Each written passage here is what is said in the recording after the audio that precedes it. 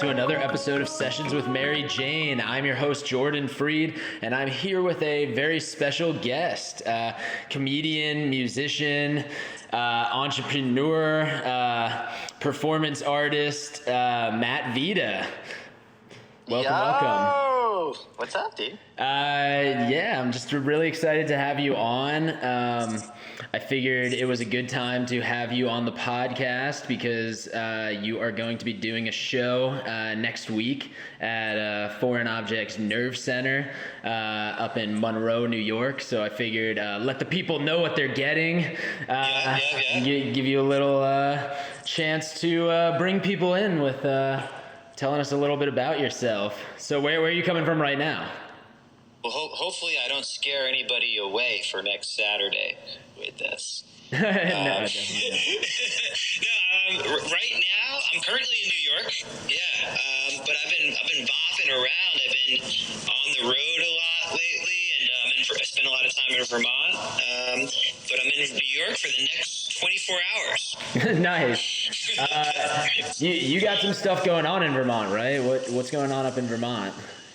Yes, I've been doing a lot of really cool creative stuff up there. So at this point, I'm helping run the Woolen Mill Comedy Club, which is Vermont's longest operating brick and mortar comedy club in the entire state of Vermont. Wow. It's a really awesome club. It's lightning. We've been doing shows every Saturday night.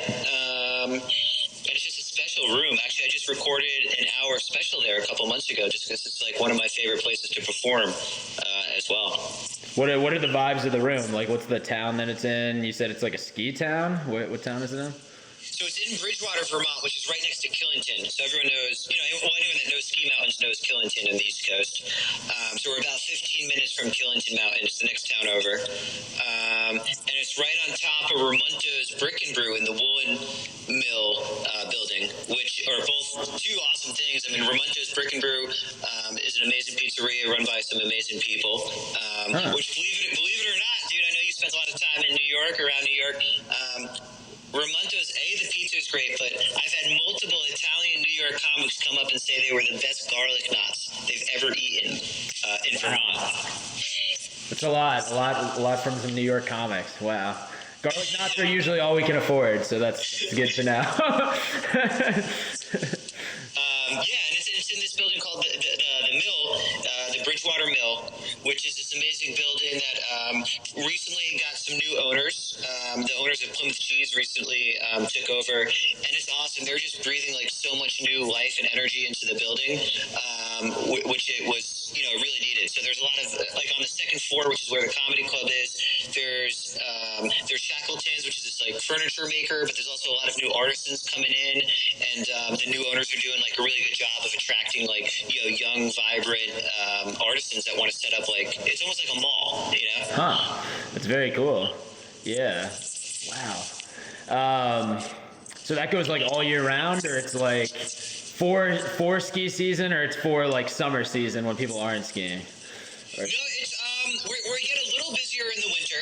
I'd say we're more consistently sold out in the winter just because we get a combination of tourists, skiers coming in, and locals. But I mean, we've been rocking and rolling, every Saturday night. We still sell out even in the summer, which is quote unquote the off season. But even like I said, like the new owners here, like Plymouth Cheese has a new pop-up shop. They're in the process of opening up a retail space. They've got a little pop-up now. So there's just, like I said, there's just so much, local energy getting pushed into the building right now that, rising sea lifts all boats. So it's kind of just a cool thing that's going on. Yeah. So I think I met you probably on some of those like 6 p.m. Eastville shows back in circa 2017, probably. Bumping around New York City. When did you start doing comedy? I've been doing comedy for about 8 or 9 years now. Nice. It's been a journey, man. Are you originally from here, or where are you from? Originally from New York. Yeah, I was born and raised out in Long Island. Oh, where in Long Island? No, anyway, I'm not going to disclose the address. I grew up in West Hempstead, and I spent a lot of time in Long Beach because I'm a big surfer. So I lived down there for a while, surfing and gripping. Nice, I'm familiar. Yeah, my uncle lived in Long Beach for a sec. And my mom is from Long Island, so I definitely have some of the ties out there. Yeah. Which I may add, look at this promo, only an hour and change drive up to Monroe, New York, where I will be performing next Saturday. I actually had some friends that say they might come up because they kind of go back and forth between upstate, and they're like, oh, we might stop in for the show on Saturday. Oh, yeah. No, for anybody who's possibly coming here, if you have a car, this is like an amazing show because there are a bunch of breweries around. If you're into breweries, if you're not into breweries, there's a bunch of hiking paths. Also, I'm not going to force you to buy any alcohol here. You can bring non-alcoholic beverages and food. So, like, if you're like, wow, we're picking up pizzas, like, you could fucking do that and party. Like, it's that type of thing here. We are all about the beer and the vibe. And there's tons of hiking. The Renaissance Fair isn't going on yet, but that's kind of close to us too. Yeah. What's the Renaissance? Is that like medieval times? Yeah, kind of. It's like they have Renaissance fairs, I think, all over the country, but like ours is like pretty popular for this area, and like Tuxedo, like Sterling Forest area. Yeah, and like a lot of city people come up to it, and people all around the area. The actors of the area, like that's usually like a rite of passage job. If you're like a theater actor in the area, is like you're one of the character actors there at some point, or you go to do it because it's like dress up in the fucking sweltering heat. Although I think they're starting it later this year. That's good. Yeah, global warming. You got to do that in like the winter now, so they don't die. For sure. Yeah, it's kind of a weird area over there. They used to have a ski mountain there, but they just stopped having ski mountains there. So I think they do like gladiator runs or whatever.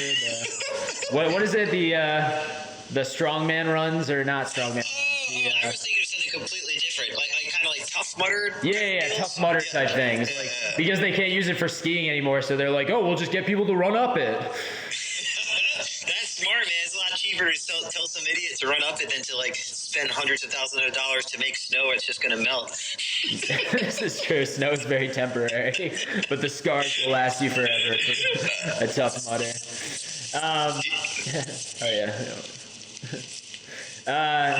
So what got you into comedy? Like, were you always like funny growing up, or was it like specifically like you had like a character that you wanted to do on stage, or like were you always involved in like performance? Yeah, I've been performing kind of my whole life. I was the lead in the 6th grade play, so I'm just gonna throw that out there. You know, I don't mean to flash my resume in your face so hard like that, but no, I played when I was younger. I did more music stuff, and I'd say a lot of it's funny. Like I say this a lot, but a lot of the things I used to do in like high school, which I called music, like now I would be like, no, like I was doing improvised musical comedy. So I was like very active in like hip hop and the punk scene and stuff like that. But I would do these solo performances at like punk shows, like in between the bands, where I would do like a combination of like comedy and like hip hop. And I've been doing that ever since I was like, 13 years old. Oh wow! What so? Were those mostly like school bands you were playing for, or were you like entrenched with like 40-year-olds, 30-year-olds? Like what kind of setting was that? I only hung out with 42-year-olds. No, I did play in the school band. I was saxophone. I was in the jazz band for both sax and bass. So I didn't do like that kind of stuff. But I was in ska bands and like punk bands, like just like in the local punk scene.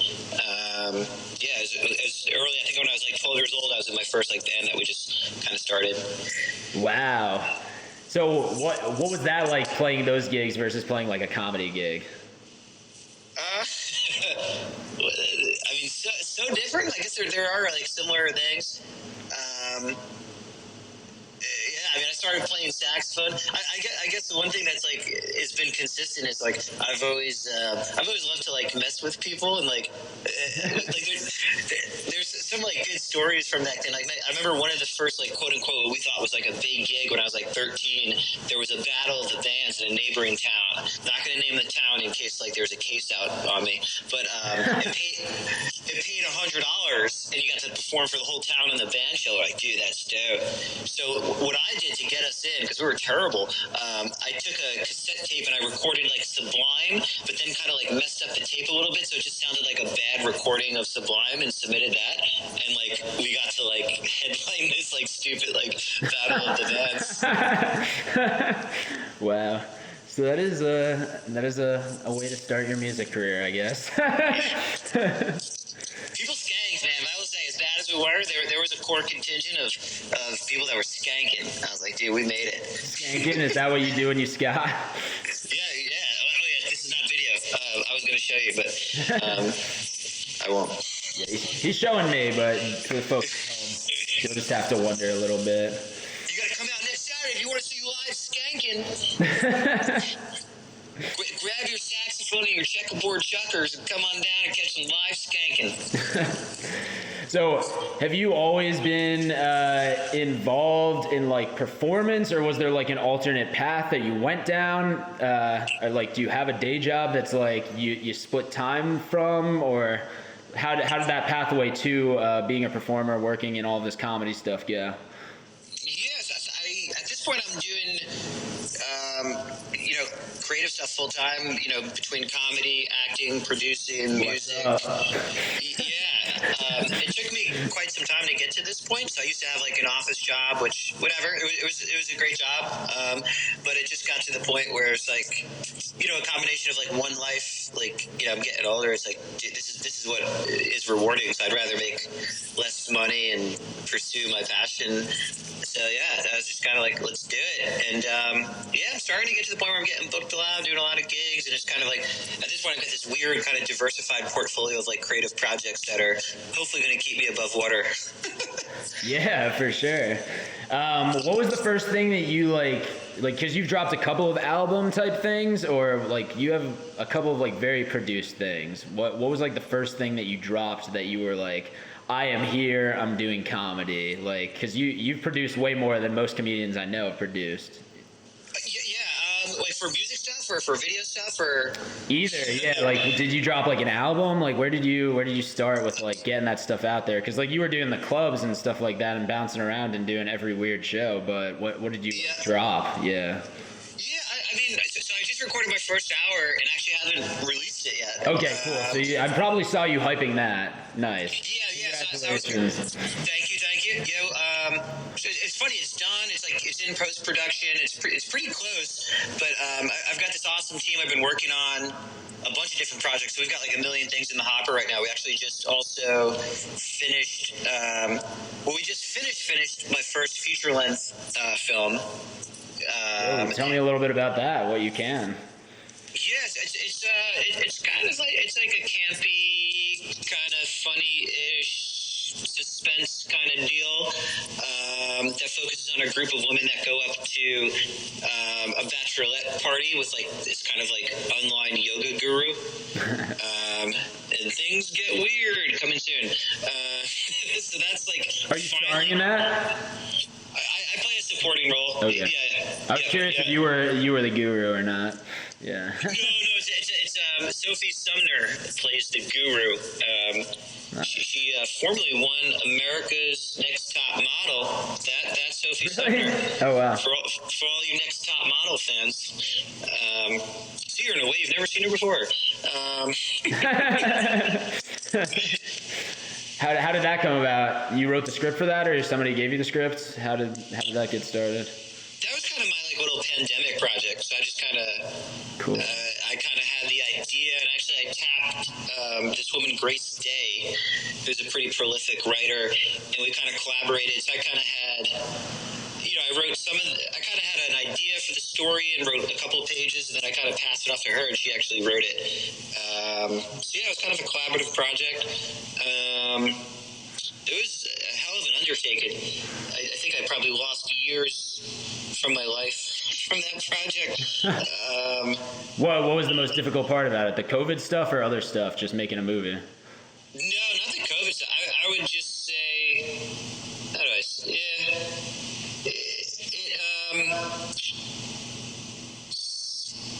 Some of the people we were were working with like just didn't turn out to be great. So then like it just kind of turned into this nightmare. Where it's like, you're making a feature film, ran out of money, and I just kept pumping more money into it to get it done.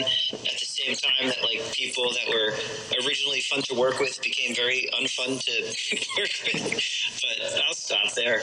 But we got it done. We got it done. Yeah, no, we have a lot of film people in our orbit and like independent filmmakers in our orbit, so I feel like a lot of them could relate to the process. Like, it is tough because like there are people who you like outside of working, and there's people who you like working with them, and there's people who you liked working with. Yeah, I totally understand that.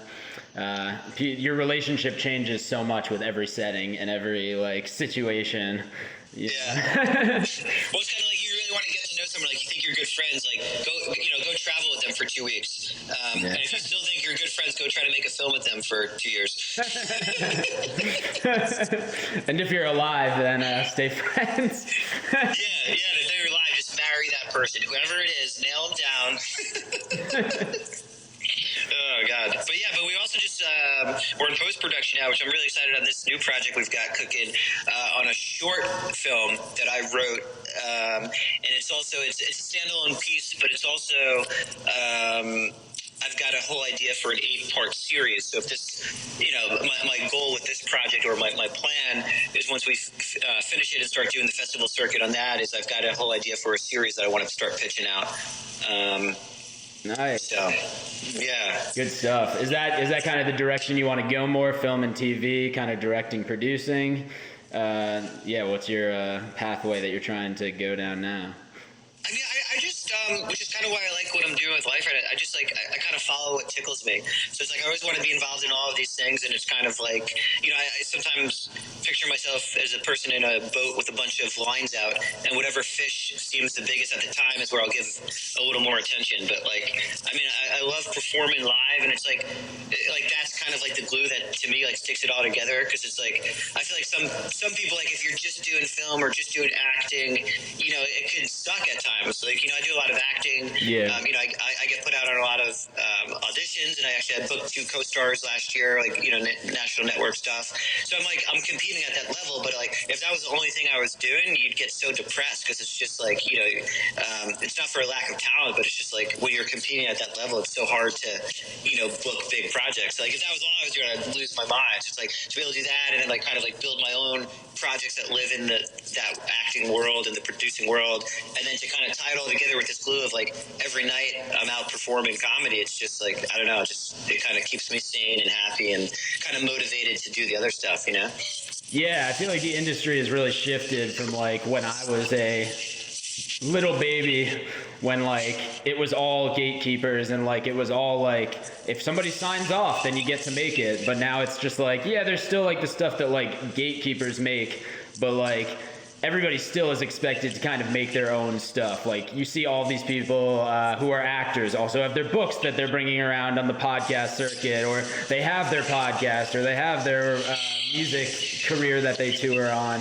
So like it's good that you have a lot of balls floating in the air, because it seems like that's the way that people make it in this industry, whatever the fuck that means. Making it is just being happy and doing like the creative things you want. And it's funny because it is kind of like a double-edged sword, where it's kind of like I'm doing all these things I like, but it does kind of suck. Like it almost feels like you have to do a million things, which is just like exhausting at this, and even I at times am kind of like, whoa. But like I know like some of my friends are just kind of like holy shit, like I'm gonna, I've got friends that are like, are kind of more focused just on stand-up, and are objectively amazing comics, but it's just kind of like, oh, I need to do this, I need to do that, and it just like I feel like it kind of it's a disservice to some folks, kind of what's going on, because it's like you get overwhelmed when it's like you kind of want to just play in one lane. You almost feel like you can't at times. Well, yeah, like I know you are from New York. I'm also from New York.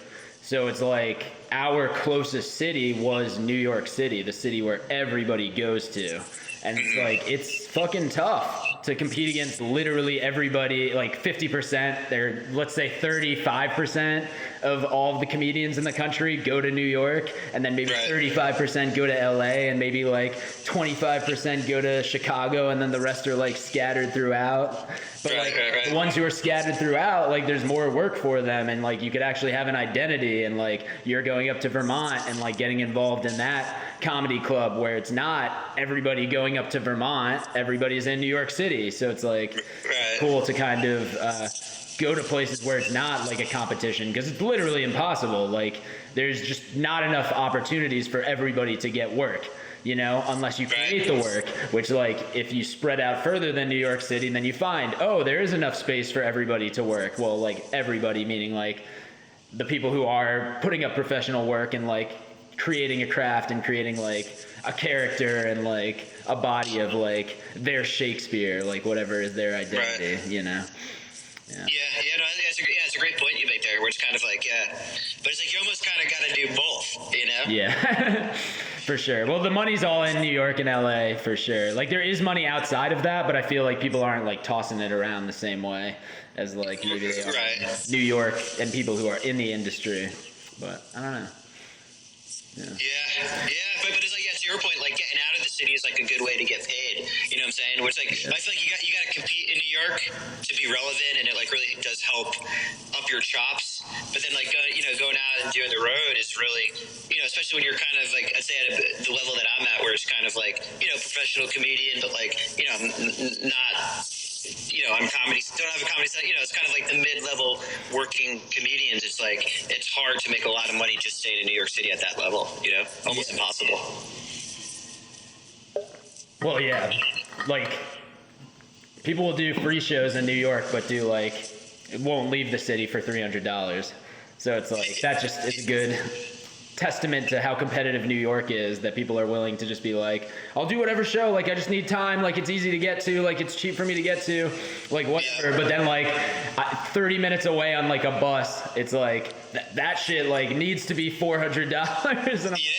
And I'm all right. I see how people are, It's like it's funny where like, and it's good, like if you get that clout and you can like demand that weight, but then there's also like comedians outside of the city, like I'm sure about a bunch of like Long Island comedians that stay in Long Island and they just do all of the Long Island shows, and like they go every once in a while to the city, and it's like you could get mad time outside of New York City. Like New York, it's time is scarce, but like if you find like the right mics, like sometimes you're going to like a music mic that like everybody there is not a comedian, so you're doing stuff for all new people and you're getting like 15 minutes, and it's like, you're giving me 15 minutes like in front of 40 people, like what? Like where did this come from? Well, that's funny. It's another good point, where it's like you go outside of the city and like open mics are sometimes like, in a lot of other parts of the country, like open mics are almost like shows. It's like sometimes when we're traveling, it's kind of like, oh, open mic, and like,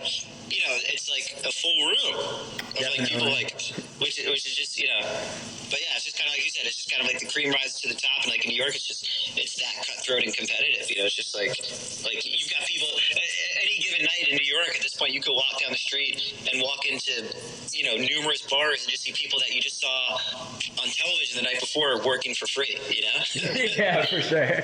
It's like, it's funny. Yeah, like you'll pop into some of these like bar shows and you're just like, wow, people are really going to see comedy on a Wednesday night at a bar in Astoria, just like randomly. Like people love that shit.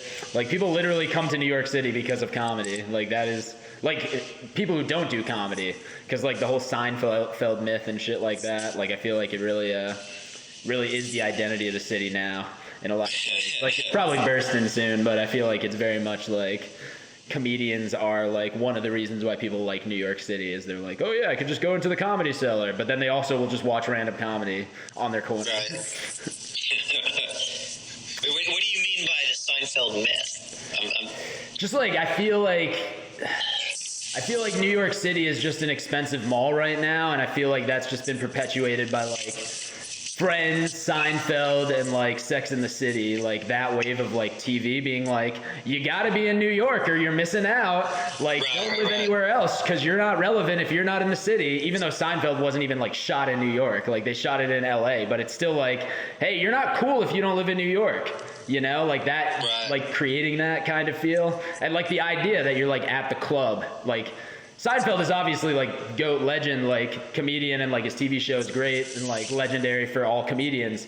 But it's like, that is like, it made New York expensive because like everybody from all over the world wanted that. Like they wanted to be like with their friends who had great jobs and like fucking going to the clubs and like talking shit about everyone. And like now that is New York, is just like a bunch of like white liberals who just like love talking shit about people, you know? Dude, maybe we should make a show and call it Seinfeld, and we'll shoot it in Monroe, New York, and we'll like make that be the epicenter. Oh, trust me. I got some small town shows for sure. I'll run them by you off the podcast. But I guess if we did that, like, how many women are there to date? Because I feel like in Seinfeld, every week he was dating like this new like amazing woman. So I don't know, like, if we shot Seinfeld in Monroe, like how long until we ran out of like amazing people to date? But that's like the thing is like you get wilder women and wilder people out here because it's like they could have just lived here for generations, you know? Like the city, like you had to get yourself to the city if you're not from there, you know? Like you had to be put together enough that you were like, I'm leaving my town and I'm going to New York. Like if you're here, like you literally could have just been like, yep, my family's lived here since the colonial times. Like I've just stayed here on the family plot of land. Yeah. You don't know how you get here. But it's interesting. Yeah, now all the New York people are coming up here, though, so it's turning into, like, basically just, like, Westchester Jr. Like, okay. Yeah. Well, that's why, like, obviously, like, with COVID, a lot of people went, you know, a lot of money went up north, and I know the Catskill region. I used to go to the Catskills as a kid. I heard that's, like, crazy now. I haven't been there in years, but would you say, like, in Monroe, is it, like, has it like teetered off, or are people still kind of like getting up there and like you know, like city folk, like, dude, Monroe? So I'm originally from Warwick, New York, which is like the town or two over, and like Warwick is just like everybody bitches about Warwick now. Who's from Warwick and like grew up there? Like everybody bitches about the yuppies. Everybody bitches about how expensive it is. Everybody bitches about like just and like Warwick was like so like it's just like tons of like retired cop firefighter type people. Like that's kind of this region up here. So like they kind of moved to get away from like the hubbub of the city, if you catch my drift. And now that the hubbub of the city is coming up here, a lot of people are moving to like Florida and South Carolina to evade taxes and other things. So that is like the thing. But like my parents moved up here because like they were like, this is close to Woodstock, like hippies. Like that's how I like see it, is like I'm like, oh, people are like artsy around here, like it's cute, like the villages are nice. But then it's also like the prevailing like conservatism that like has come to these areas, at least when I was growing up. But now like we're kind of past those times. They like people don't want to be here anymore because they're upset with the New York government or whatever. Well, nothing gold can stay. The only thing constant is change. For sure. So to change a little bit up right now, tell me a little bit about the Gnar Bois. What was the Gnar Bois? Is that still a thing? Was that a thing of the past? No, Gnar Bois will live forever. So Gnar Bois is the official name of my production company. So that's the production company. That's me and my partner, Mark Kaczynski. We did the feature film together. We also did that short that I was telling you together. We did a couple other projects, but so that's Gnar Bois. But I feel like it's become more than that. Like it's kind of like a branding thing as well. Like I've made a bunch of shirts that I used to like sell when I was on the road. And you know, anyone could be a Gnar Bois with the right attitude, you know? Is that's rooted in surfing? Like not to be lame. Is that a surfing reference? Like, dude, you guys are gnarly boys. What a lame question. I can't believe I'm answering this. I originally came up. I love to surf, snowboard. You look the part, so like I want people to know that like you are a Gnar Bois. Yeah. I'm the embodiment of Gnar. Yeah. I'm trying to let people know you're not a fraud and not stealing surfer valor. Oh, that's funny, man. I surfed yesterday, dude, and last week I was on the road in New Hampshire, and I surfed in New Hampshire, so I'm the real deal. We actually have in my town that I live in. I split time between New York and New Jersey, and I live in Rutherford, New Jersey sometimes. And they just opened up the Rutherford Surf Club. Okay. And there's no place to surf anywhere near Rutherford whatsoever. Like it's literally just like they opened up a place. There's like shirts and stuff in it. Right. Like, there's literally just like the Passaic River, which like you cannot surf in that river. But a bunch of kooks. Sounds like they're a bunch of kooks, dude. yeah, no, they had a job opening, and they're like, you need retail experience and an appreciation for surf culture. So I was like, fuck you, I don't want your job. He's hired. He's got it down. Now these guys sound like a bunch of kooks, dude. Sound like they JOJ, bro. Yeah. No, but it's like funny. Like now that I'm in Jersey, there is like the Jersey surfing culture and kind of like the Long Island surfing culture. That's like right. the people who stayed, kind of like the people who didn't go far away to surf. Right. Yeah, everyone surfs now. Everyone does surf now. Although yesterday was kind of uncrowded, but Do you ever think about leaving the East Coast, or are you an East Coast boy for life? I love the East Coast. I really do. I love seasons. Like you move out west and like you lose seasons. And I love the snow. I love the surf. At some point, if I could get another spot, like somewhere, like in a surf place to like visit, maybe spend part of the year. But I feel like I'll always be a little bit East Coast. But yeah, I mean, I love Barbados. Barbados is one of my favorite places to surf. So yeah, I can see myself, if I ever get enough money, get like a little bungalow down there, just go visit once a year, Oh yeah, wow. Where did the loop pedal inspiration come from? Did that come from music, or did you see comedians doing it and you thought you could do it, or did you start just making stuff with the loop pedal because you were like, I'm playing by myself? Because you've done like musical stuff with loop pedals before, and it is Gnar. It is Gnar. Thank you. I appreciate it. Actually, the first time I saw that, I used to perform with this group Off Top, which was a hip hop improv troupe. Headed up by Ray Morency. Oh, and cool. yeah, so they used to have shows and jams and do a bunch of cool stuff. And I think it was Robert Price, who was another amazing performer, multidisciplinary and performer. But he had one at one of like the jams or the shows, and he was kind of beatboxing into it. Because like with hip hop improv, you kind of do scenes and then you go into like improvised hip hop. And I was just like, whoa! I had no clue what it was. I was like, that's so cool, man. And then, yeah, I kind of always had in the back of my head, they're kind of expensive. And then it was like in the middle of the pandemic when I was sitting around and I was like, I need something to not go insane. So I wound up buying one. And then I kind of, for the pandemic when we were like super locked down, I was just kind of playing with it. And then, at this point, I used it live. So next Saturday, I'm going to bring it. I usually close out my set with like part. Yeah, I usually do some sort of like improvised thing where I kind of beatbox or make some kind of song up just in my mouth and then kind of like freestyle over it. But yeah, it's a big hit. Yeah, you came out to Weedman's? Did you come out to Weedman's? I did Weedman's. Yeah, I forget if I brought the looper for that or not. Yeah, I'm not sure, but that was really fun. Yeah. Yeah, that was cool. That was a cool spot. Wow.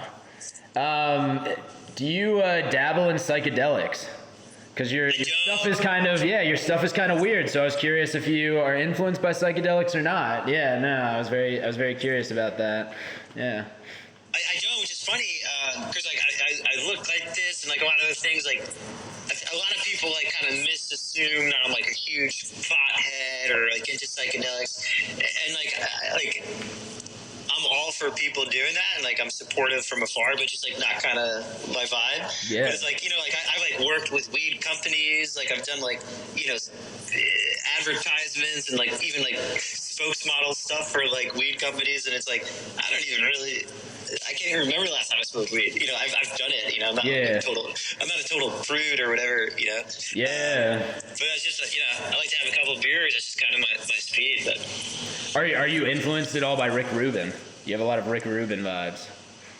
I think he's great. I mean, obviously, like a lot of the music he's created over the years is like phenomenal, and like he's just like a super cool dude. What show is that he was? I mean, he's been on a couple of programs, but like, yes, I think Rick Rubin's awesome. I wouldn't say I've been like directly influenced by him, but like I appreciate him. I appreciate his work. I appreciate his vibe. Any interview I've seen with him, I'm like, yeah. Yeah, you guys have very similar beards and both tied to Long Island. Yeah, he's from Long Island as well. And, is he? Where's and he's super into hip hop. Like he produced like a lot of that early hip hop stuff as well. So you guys have more overlaps than you'd think, but maybe that's just like the Long Island culture permeating, you know? I'm sure was there always a funky guy with the beard in your town? They were waiting for me, man. They were waiting. Yeah, no, they were very conventional. Yeah, I had actually. This is about 6 months ago, though. But my manager put me on an audition that was like the breakdown was like Rick Rubin type. So actually, I got to play a character. I didn't book it, but like I was like, ooh, like it was fun playing that character. And actually, more recently, I've been putting up a couple of videos on Instagram. One last week did really good. It got a bunch of hits, and it's like it's kind of like a parody about like making music. And in the comments, a couple of people were like, this guy's like Rick Rubin, blah blah blah. Yeah, honestly, if you have an SNL tape that you're trying to make, you should definitely do a Rick Rubin. No, that shit would be fire. He's like a very mellow dude. He's like not really a make funnable guy, but I feel like that's what can make the character very funny. Like he's just like a very like centered guy. Like he's just like he's just all about like walking with his like toes in the sand, and he's like all about just like I just want to like be one. Like I just want to find like the easiest way to like think and like just think the best that I can. Yeah, no, I appreciate him, dude. Yeah. But you know, actually, you reminded me. Actually, I did do that. So I did the one audition where the breakdown was like Rick Rubin-esque character. But for something else, I submitted for. I forget if it was my SNL packet or for another TV show. But it was like 3 impersonations, and I did a Rick Rubin. Oh wow, that's great. Yeah. Are you doing any like sketch stuff or improv stuff specifically now, like outside of your solo stuff? So, I mean, I do like, you know, here and there, just to kind of put on Instagram, like sketch stuff, and like I do a lot of like musical stuff for myself. Cool. But no like groups right now. I was just seeing if you were in a group currently. Well, I helped produce a couple of shows. So me, Harmon Leon, and Chris Griggs produced the show, the 80s Improv Challenge. Oh, wow. What's that? Which is like it's a monthly show at Young Ethel's that basically takes clips from the 80s, and then people like improvise based off of the clips, and then me and Chris are the judges, and we basically like yell at them and make fun of them. But that's a fun show. That's a super fun show. That's a monthly. It got picked up by Time Out New York. You'd appreciate this. So in April, we did a 420 edition where all the clips were like, you know, weed inspired or like stuff. So Time Out New York picked that up. We were like a show of the week or something. Wow. Good shit. So I do that, and then the other thing I'm doing consistently with improv is at Young Ethel's. There's this the Bar Prov Experiment, they're calling it. So it's almost kind of like a house team-esque kind of 6-month program. So I'm on the board of directors that's helping oversee that program, and I'm the captain and performer on one of the teams. So actually tonight, one of the shows I've got tonight is improv at Young Ethel's to perform with the Mind Bogglers is the name of my team. Cool. Yeah, we probably won't get it out tonight, but if you do shows regularly as the Mind Bogglers, people could definitely look out for that. And out in Brooklyn, Young Ethel's is sick. I liked Young Ethel's when I performed there once. That was a fun show. Yeah. Yeah, dude. Yeah, they're cool, man. It's like the right vibes. You know, it's run by artists, so it's got the right ethos. Right. I mean, the space is just great. So it's just I love it. I love Young Ethel's. Where do you live in New York? Like, what neighborhood now? Do you live in Manhattan or you're out Brooklyn? I spend a lot of time in Brooklyn these days. Nice. Yeah. How do you feel like Brooklyn has changed since you've kind of been in the New York City landscape? I feel like the pandemic was the big shift where, like, well, I feel like there's been a couple, obviously, well, since I've been there, just when I've been kind of spending, like, the last, like, 8 years, I'd say the biggest shift is just the pandemic. Like, Brooklyn kind of became the spot versus Manhattan. And, like, there was always, like, a scene, like, Brooklyn was always cool, and there was always pockets of, like, activity, but I would say specifically for, like, kind of stand-up and stuff like that. And at this point, the clubs were back in New York, and things were rocking and rolling, but there was, like, sort of, like, coming out of the pandemic, I feel like Manhattan was kind of dead for the first year post-pandemic, and it was like a lot of like the good shows and just like kind of where you wanted to be was Brooklyn for a while.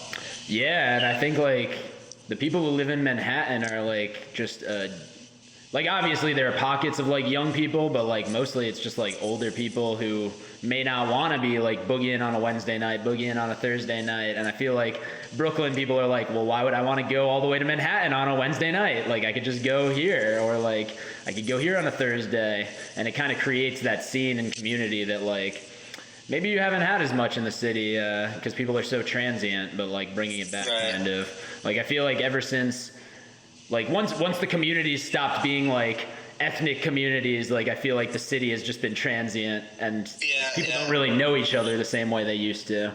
Yeah, it's got that feeling. And the other thing, and I think there's a problem, Manhattan and Brooklyn. My biggest gripe, and I get some of the reasons, so like I'm not like saying like but like in general, New York, the city that never sleeps. It kind of sleeps these days, especially if you're trying to get late night food. Like it's just like we've become a much like sort of earlier town. The whole 5 boroughs, which kind of sucks, especially for performers. Because a lot of time, especially if I'm like coming back from a road gig, I'm getting back at midnight, 1-2 a.m. And like pre-pandemic, I used to be able to go out, sit down. There's nothing I like better after a long drive, especially if I perform, than to like just go to a bar, sit down at the bar, have like a beer and a burger. And it's like you used to be able to do that anywhere at any time in New York, and now it's like it's so hard to find like late night food. For sure. No, I've noticed that a lot. I definitely think that is like the economics of like the rents being so fucking high. So like service industry people can't even really afford to live in the city. So like they kind of shot themselves in the foot, all these people who like wanted to raise the real estate in New York. Now they're like, oh, well, like we want all the property values to be so high. And it's like, okay, but then like anybody who's going to be working the jobs that you want people to work are going to live in Long Island and New Jersey and like upstate. And it's like those people aren't going to want to drive that far to work those jobs. Like I'll just work in a bar upstate instead of working at a bar in New York City. When I would have like tried to make the rent work, I'm just like, I'm never going to make it work. I'm just going to save money and like live somewhere else. I mean, like I said, like I get like, that's part of it for sure, but staffing seems to be the issue. And there's a lot of things that are like, I get, so I'm not like, I get why the bar, like why a lot of places can't do it, but I'm just like, for my own selfish reasons, I wish things were better. No, but like also, that's kind of the mark of like a strong artist culture. Because those are the types of people who work those jobs are people who like, oh, I'm auditioning during the day, so I need to work nights. Oh, I'm a stand-up comedian, so I need to work mornings or whatever. Like, I'm a stand-up comedian, I need to work during the day. Oh, wow, you have like musicians who are gigging on the weekends, so they work like the night shifts or whatever, or like they work the weekends because they're gigging during the weeks. Like, that's like the culture you want, and like background extras working all the service industry jobs because they're just like, I work like on set 3 or 4 days a week and then I work my service industry job. But like if the industry isn't even happening, then like these people gravitate kind of out, and then it's like it should be interesting to see kind of what happens if stuff gets shut down for a minute. It already is kind of slowed down and will probably be shut down by the time this is released. Yeah, SAG is probably striking in a couple of days, I think, probably. It's getting close. So, I think we've hit a lot of bases. What, you love burgers? You're a burger guy? That's like your go-to food? What's your like go-to food? I love a good burger. I love a good burger. Hell yeah. I love a good burger. Are you religious? No.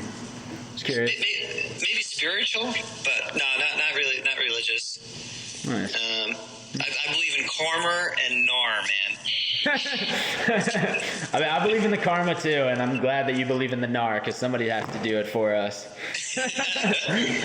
Well, where can people find you if they want to keep in touch with your career and help you out? Yeah, I guess I'm on Instagram, Big Dog NY1, BIGDAWG NY1.